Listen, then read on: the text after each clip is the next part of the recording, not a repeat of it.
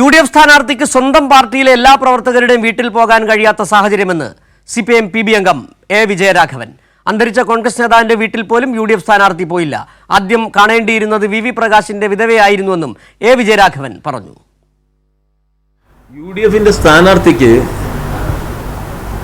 എല്ലാ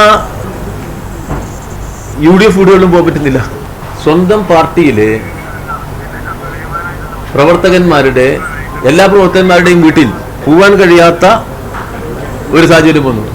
ഞാൻ കേട്ടത് ശരിയാണെങ്കിൽ ഇവിടെ കഴിഞ്ഞ തെരഞ്ഞെടുപ്പിൽ മത്സരിച്ച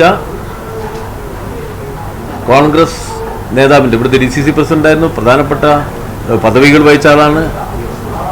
നിലമ്പൂരിലെ കോൺഗ്രസ് പ്രവർത്തകർക്ക് ഏറ്റവും കൂടുതൽ ഹൃദയബന്ധമുണ്ടായിരുന്ന കോൺഗ്രസ് നേതാവിൻ്റെ വീട്ടിൽ പോയി വോട്ട് ചോദിക്കാൻ പോലും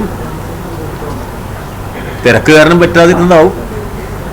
സംഭവിച്ചിട്ടില്ല എന്നാണ് ഇപ്പോൾ മനസ്സിലാക്കുന്നത്.